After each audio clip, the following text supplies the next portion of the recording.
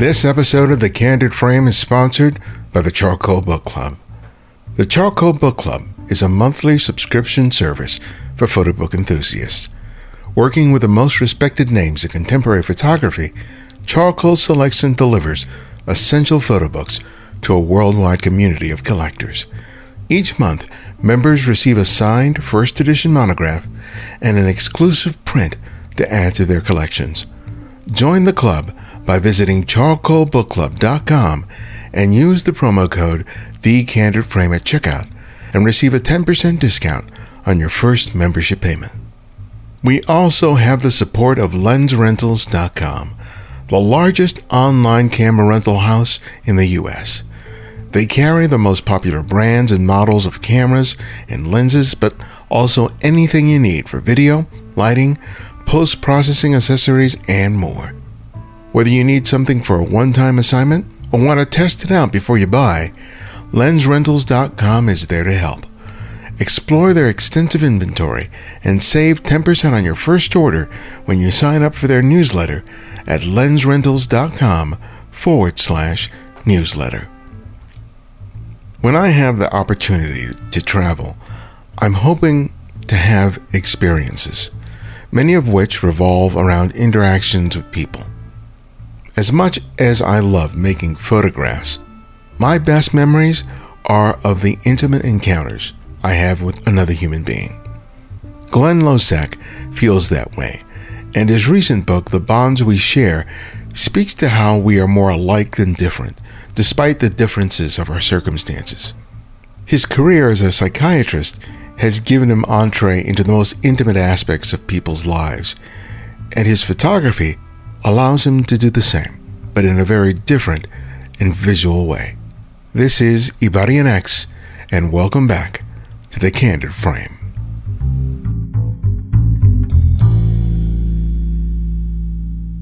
Welcome to the show. Thank you for having me. And congrats on the book. So where are you folks from in Santo Domingo? Santo Domingo? No, my dad was from Monte Cristi, and my mom from La Vega. Okay. Cibaeño. Yeah. Do you speak Spanish? Yeah. My banged up Spanish. Okay. I understand everything, but my vocabulary isn't the best. All right. We'll do this in English then. All right.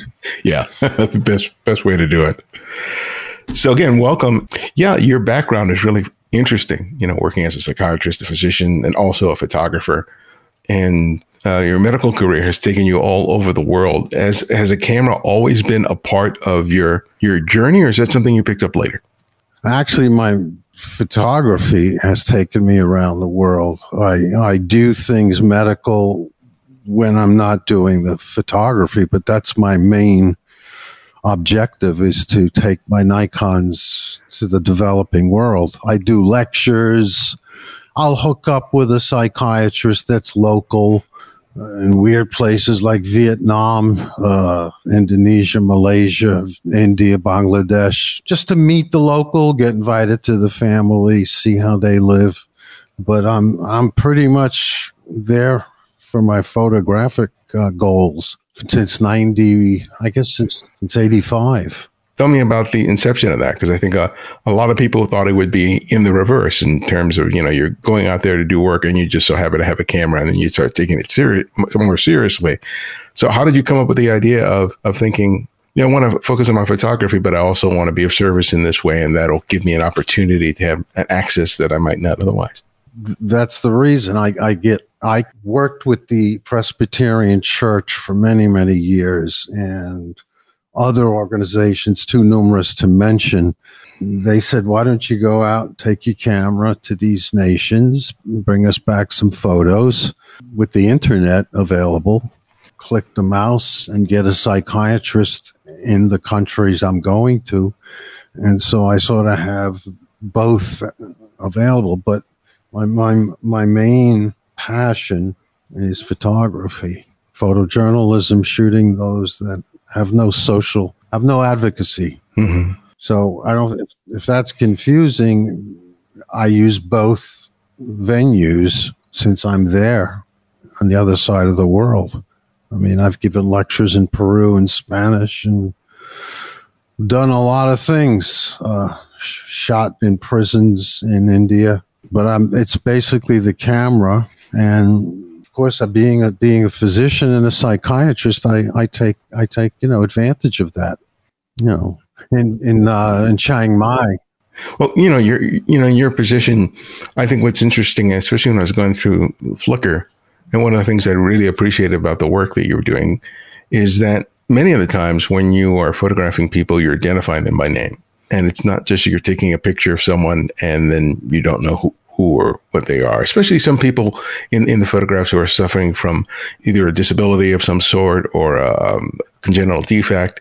And you find out about them in your photographs. It's just not simply, they're not completely just objectified for the sake of the photograph. And that's something I really appreciated about your work. Thank you. But I'm sure you've gotten pushback because of that. Tell me about the choice to photograph the people, those people in the way that you do. How I do it, or the pitfalls? What? Not how you do it, but in terms of the fact that you're getting to know them as a person and not just subject for a photograph. That who they are is as important as what they look like in your photograph. There's millions. So if I took an example, Muhammad Islam in Mumbai, I've known him 35 years. He has no lower members, and he sits all day in a mosque in Mumbai. So he sees me, buys me tea. He won't take my money. And this guy is pretty disadvantaged.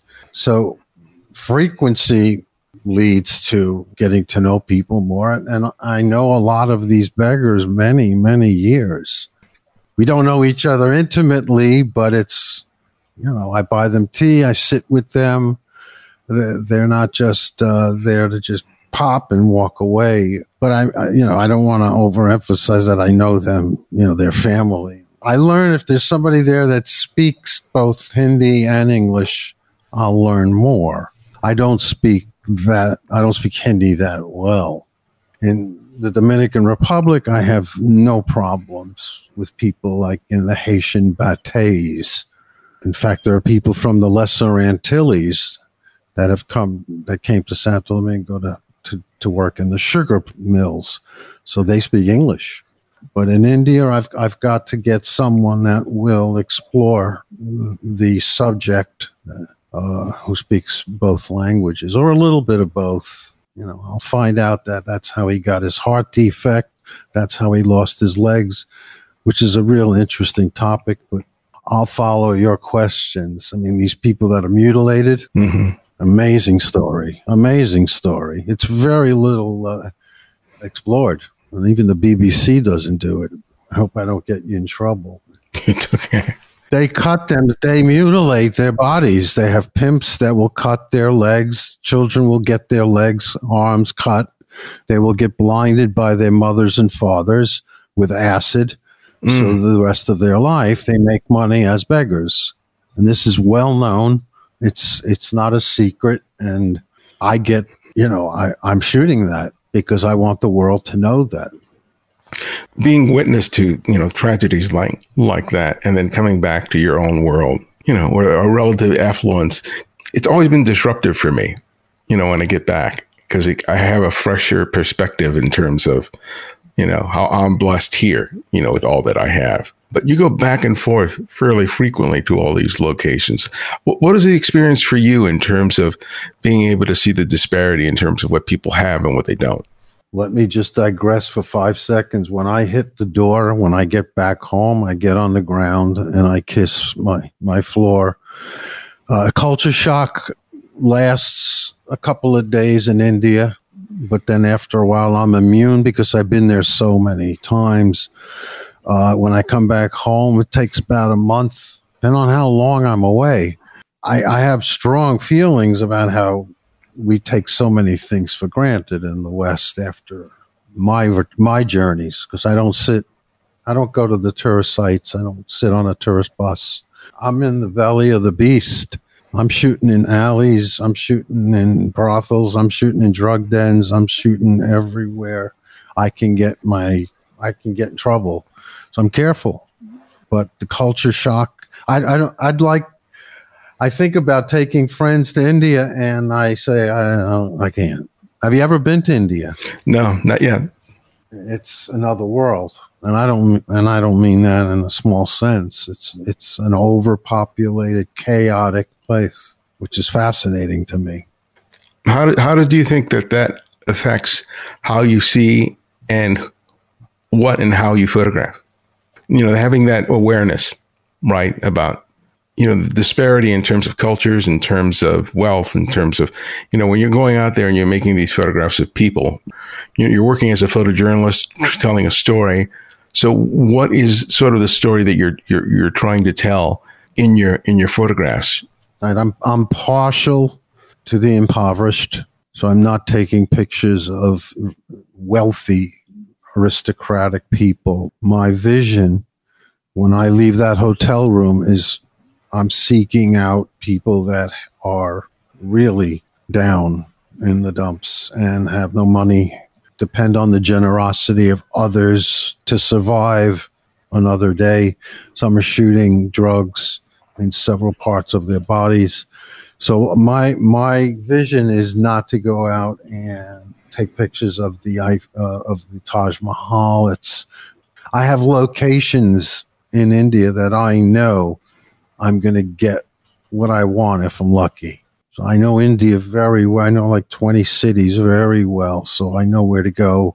It's everywhere. Basically, you find out they'll have a multi-million-dollar condominium made, and across the street is a slum, and you can smell it miles away. Well, that's the contrast in India, and that's what makes it interesting to me. But I'm focused on the impoverished, and there are millions that are ignored. So in putting together this book, what did you want people to understand when they look through the images of the book? And the book is a whole different concept. If I put a book out from the photos that are on my website, I probably would not have a book. So it was mollified. It was made so that people can be all ages, age appropriate, and palatable for most people to look at. I am proud of the photos and the bonds we share, but it had to be curated by Apollo Publishers, mm-hmm. and that's okay. But you can't go out and stun people with hard-edged, I'll use the term James Nachtwey stuff. You know what I'm talking about? Right. Mm-hmm. He shoots war photography. Most people don't want to look at ugly things. They don't want to look at truth. They don't want to look at things that are actually happening in the other part of the world, because they're not part of that world. And so I bring that to them in my sites. The book is, again, a wonderful book, but it does not include the hard edge, dark, however you want to call my images of people with leprosy, neurofibromatosis, congenital deformities. I maybe next year, if I'm lucky. Well, in terms of the title, it's speaking to the idea that the people in these photographs, that all of us, regardless of circumstances or where we are in the world, are connected. They're more similar than we are different. Absolutely. And tell me about, in working with the editor in terms of the selection of the images to sort of evoke that. Tell us about that collaboration in terms of deciding, what images what would go into the book. I let them. I sort of gave carte blanche. I okayed them. Basically, it went smooth, and I wasn't. I knew that if I was going to get a book out, they would have to be, curated for the masses. Mm-hmm. So tell me about, when you decide to travel to a particular place, what usually decides where and when you're going to go? Newark or New York to Delhi. Business class, 12 hours going, 15 coming. From Delhi, I have a travel agent, 30 years, makes things easier for me. He doesn't put me on a luxury bus. He sets up some hotels in certain areas, so at least I get a good night's sleep and have a few cold beers. So everything else is up to me. I've had car trips throughout India. I just want to make sure that I have a nice comfortable place to sleep at night, except if I'm in places that are really interesting, like the Kumela. The Kumela is where there's 90 million people in the area of a couple of acres. It's every 3 years in 4 different places. It's the most amazing human festival in the world. It's the largest human congregation of the world. So if I have to stay in something shabby, hey, what's the price I pay? But that's the preparation that I take. I try to make it as comfortable as I can in these years, because when I was a younger guy, I would put up with more. And you can get $1 hotel in India and share it with whatever. I'll leave that out. I mean, yeah, it's good to have your creature comforts when you're a little older. Speaking of creatures. But you've been to different places, not just India. So when you're thinking about where you're going to go, what kind of research do you do? What kind of, what information leads you to decide to go to either Haiti or the DR or India or anywhere else in the world where you visited? I have a history with the DR. I went to med school there in 76. It's a different place now. I call it my second home. So getting there is a cinch. And I stay, in the last 5 years, I've stayed actually in the town of San Pedro. It's a bed and breakfast. I don't think there's even breakfast. I think it's just a bed, and it's decent. Look, if there's enterprise hotels everywhere, pretty much. And if you have to stay a night, like I was in the Indian desert, Khuri, Khuri, which is almost near Pakistan.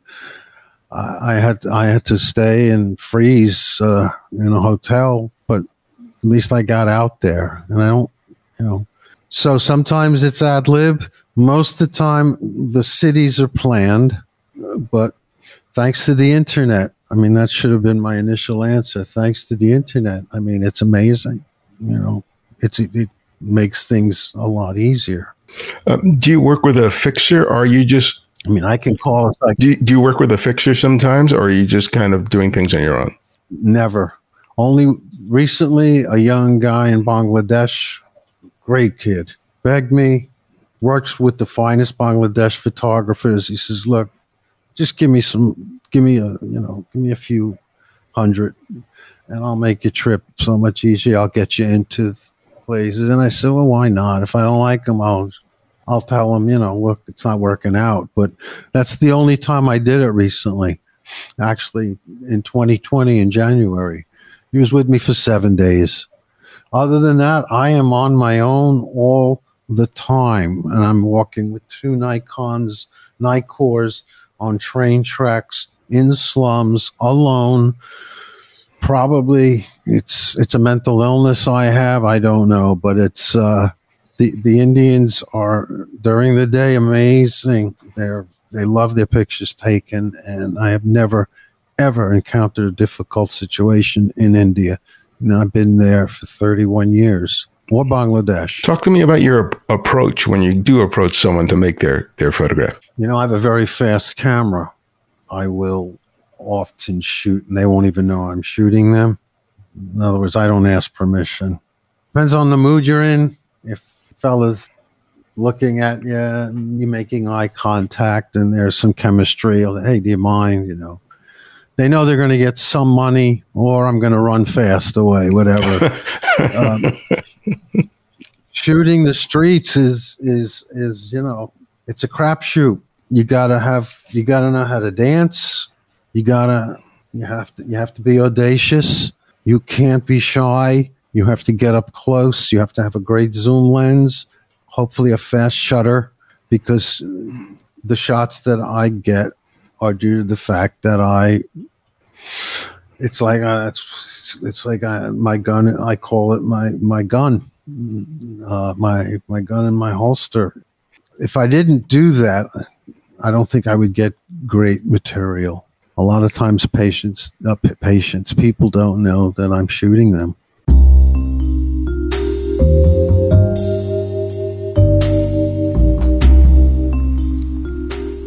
I have been in love with books my entire life. I even remember the day I received my very first library card and the world that opened up for me. Books have shaped how I think in how I see the world, especially when it comes to books of photography. When I was approached by the Charcoal Book Club, I knew immediately I wanted to partner with them. I loved what they were doing with books, and they got and appreciated what I was doing with the podcast. We share a love for photography, and we have worked hard to give to the community that shares our passion for the visual image. If you love this podcast, I know you'll be thrilled with a membership to the Charcoal Book Club. Each month, you'll receive a first edition monograph and a photographic print for your collection. Take a look at their website and find out more about the great photographers they showcase and the books that they have and continue to offer. If you don't like that month's release, you can choose another one of their titles of similar value. They offer free shipping to the US, Canada, and the UK. It's subsidized elsewhere. Join the club at charcoalbookclub.com today. And remember, use the code TheCandidFrame at checkout and receive a 10% discount on your first membership payment. I had been considering reintroducing a Wacom tablet into my digital workflow. I had used one while working as an editor for photo magazines, but hadn't invested in one after I left. So I rented a Wacom Intuos Pro from our friends at lensrentals.com. I rented the large model, and though I loved using it, I realized that for my workspace, the small unit would be a better choice. Most importantly, I learned how to customize the tablet's express keys for my various editing applications, which made a huge difference for my workflow. And that's something I would never have learned from just reading a spec sheet. That's why I'm a big proponent of renting before you buy. You get that hands-on experience that lets you know if and how a piece of kit will make a difference to your photography. LensRentals.com provides the means to do that.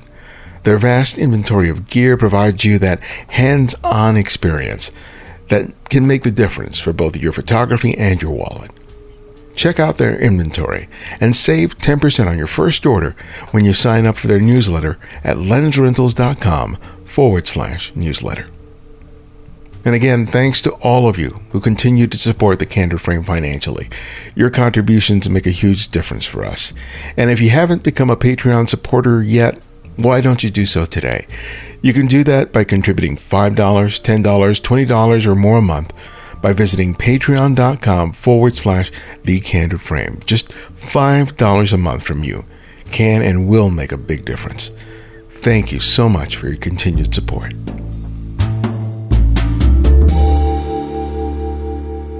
But as we spoke to earlier, there are a lot of images that I saw in which there is a level of intimacy between you and your subject, because they are conscious, they're aware that you're there, and they may or may not be posing.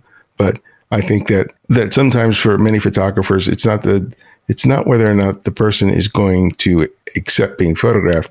It's the discomfort of the photographer that prevents them from making the picture. And it seems like that's something that you don't really have to worry about at this point. But was it ever a concern early on when you started photographing in these countries? Always had. I was always brave. I knew that if I traveled 8,000 miles, I'm not going to not take a picture. I took my chances. I think if you're not aggressive, assertive, audacious, and you get in there, you're just not going to be satisfied. I think a lot of photographers ask me, how'd you get that? Or, how do you do that? You're there. Sometimes people just get bored of you, because I'll go to Old Delhi, I'll spend hours, and they'll get used to me being there. Mm-hmm. And this is the case with every photographer. They'll just forget I'm there. And so when they're not looking, boom, boom, boom, boom, boom, boom, boom. But you don't ask, you can't go thinking, I'm going to ask a person if I can take their picture. A lot of people are angry about that approach. I'm just giving you the truth, the way I feel. I am HO, my humble opinion. As you said, India itself can be pretty chaotic in terms of what's happening, like especially in the city, in terms of, because I've seen videos like of street traffic and just people. I mean, there's just so many people. There's just so much stuff going on. Do you see that being a photographer in the midst of all that activity is an advantage for you, considering the way that you shoot? I wear 2 masks, and I try not to get sick, and I love the chaos of cities. Bangladesh has 20, I think there's 23 million people in Dhaka, the capital. It's the size of New York, or a little bigger than New York. Once I leave the hotel, there are about 50 people around me. If I stop in an area, I'll have a crowd of about 50 people. They're there because they're curious. I've never seen another photographer in Bangladesh when I was there shooting, except local photographers shooting the big event that happens every January, the Hajj, they call it, Bishwa Ijtema, where there's 2 million people that congregate in Tungi outside of Dhaka. So it makes it easier if there's a lot of people, right? The more and more there are, they're not looking at me. They're looking at not bumping into other people. The greatest cities there's Delhi, there's Kolkata, there's Mumbai, there's Varanasi. You can't walk on the sidewalks in Varanasi. You used to be able to 30 years. You can't now. And it's just there's too much going on near the water, near the Ganges. So tourists are basically taunted, and it's not pleasant. I'm going to be very honest. It's not a pleasant scene if you're going to shoot India and really shoot it intensely. I mean, you can go snap and go back to your hotel and say, "Oh, that was beautiful." But I mean, if you really want to get into the muck, you're going to step in things. You're going to see things that are not pretty. You're going to meet people that want money from you. You're going to be surrounded by beggars. This is nothing new or novel because they'll do the same thing to the people from their own country. So you're up against barriers, and you have to know how to deal. And you learn that through the years of experience. As I said, you have to know how to dance and dodge and run, sneak, use your zoom. If you're going with a 35 or 50 millimeter, I don't know what you're doing. I guess you're just taking up portraits, but all that is fun. It's fun, and then you get exhausted and tired, and so you go back to your comfortable hotel and you cool off because there's just so much you can take. It gets really hot after 10 o'clock. Yeah, that's one of the things I think about in terms of when I'm shooting, in terms of being really self-aware about where I'm at physically, mentally, because it can really affect, my performance when I'm out there making photographs. What are the things that you do in order to, make things like the heat and the humidity not be so distracting from what you're doing? Because, it seems like, this isn't Disneyland. So there are a lot of things that can take a toll on you physically and mentally.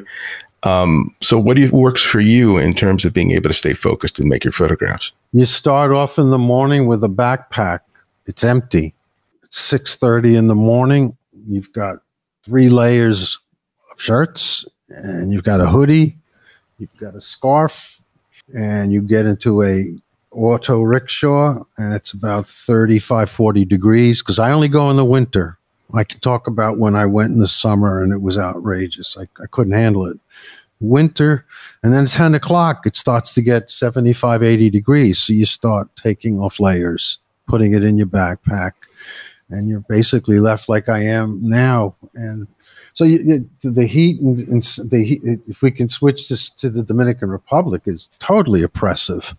At 10:30, I can't shoot. I have to go back and get a fan and lots of water and hang. It's oppressive. So the heat is an extremely important element. You have to get up early and maybe go out at 5 o'clock if you want to. But I'm usually so tired.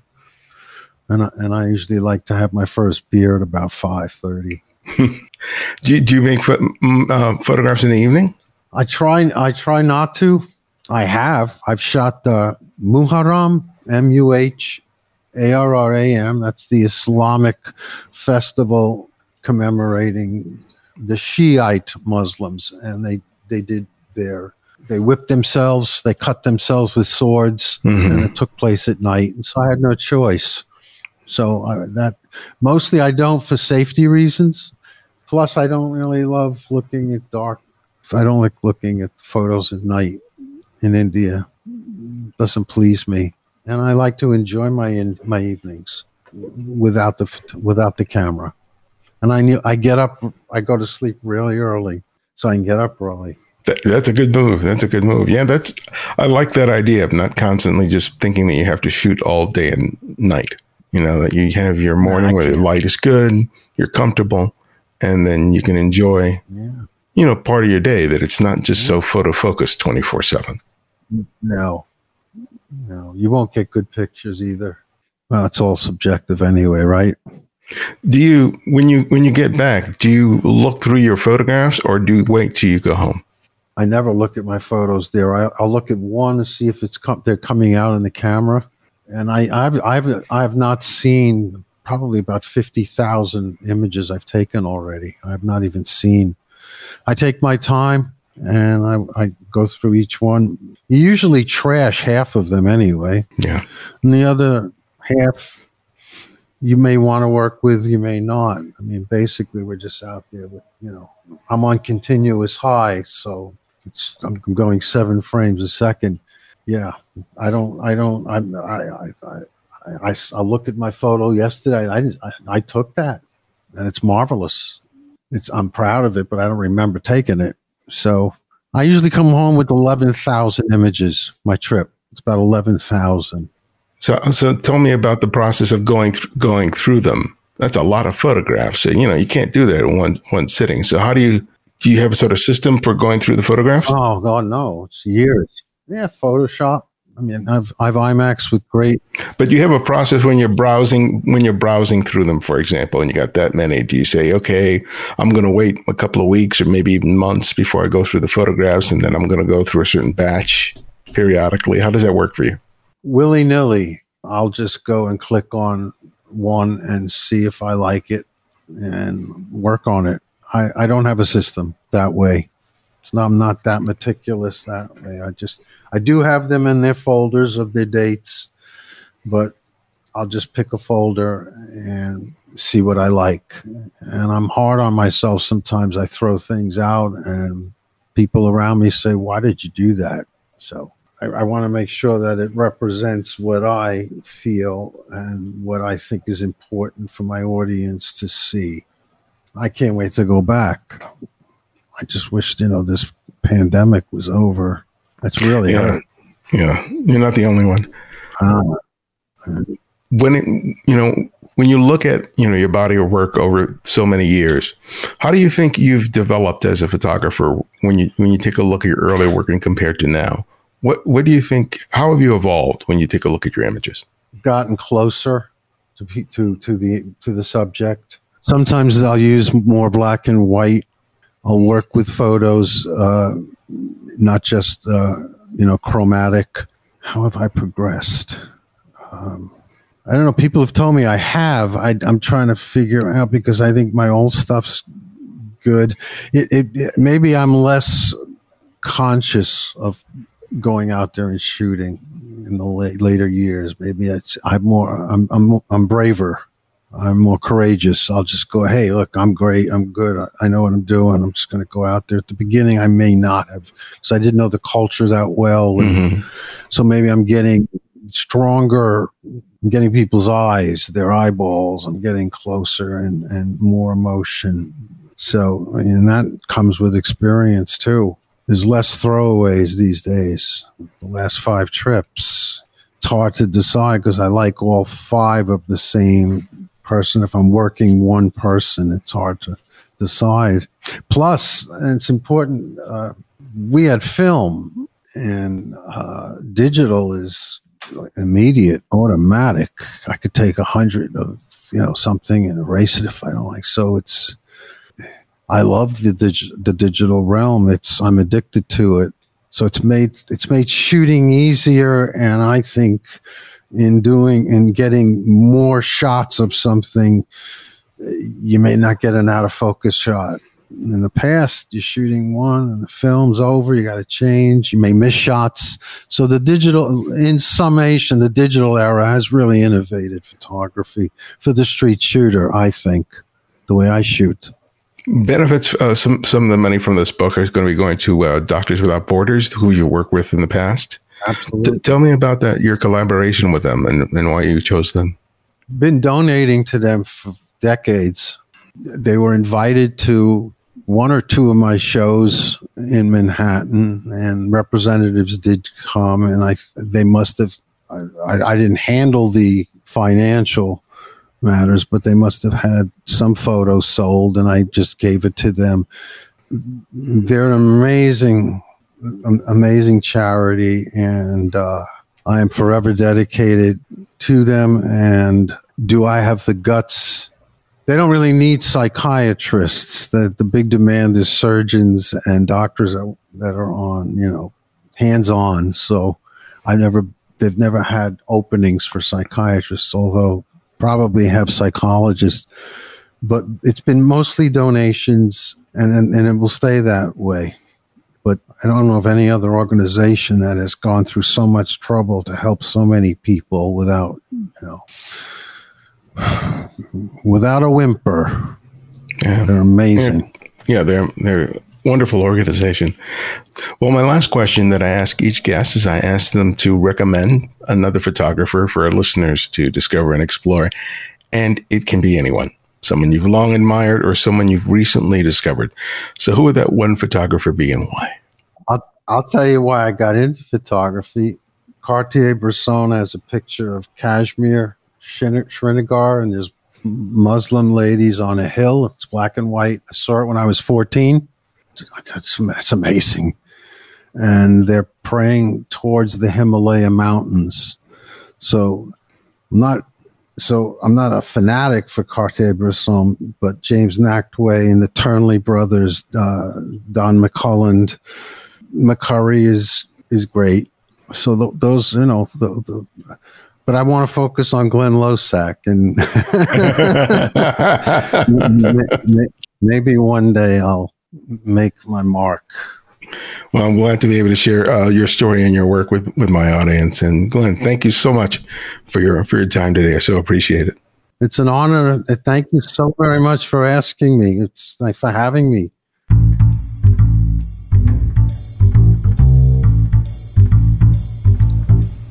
Thanks to Glenn for joining us. Follow Glenn on Instagram by following his tag @GlennLosack, and that's Glenn with 2 N's. And check out his book, which is available now to order. Your thoughts and feelings about this show really matter. And if you haven't already, please write a review on Apple Podcasts or whatever service you use to listen to podcasts. It helps us to stand out among the many thousands of podcasts that are out there. Your voice makes a big difference. And remember, you can support the show by contributing to our Patreon effort or make a one-time or recurring donation via PayPal. We also provide a series of ebooks on photography available for purchase on our website. It's my way of sharing my experience and knowledge, and another way for you to support the show. And if you can't find every episode of the show on whatever service you listen to podcasts, download the Candid Frame app, available for both Apple iOS and Android. And because of your generosity, it's free to download and use. No additional purchases are required. The Candid Frame's audio engineer is Martin Taylor, who you can find at theothermartintaylor.com. The show's senior producer is Cynthia Parker. And our music is from Kevin MacLeod, whose royalty-free music can be found at incompetech.com. And this is Ibadian X, and this is The Candid Frame.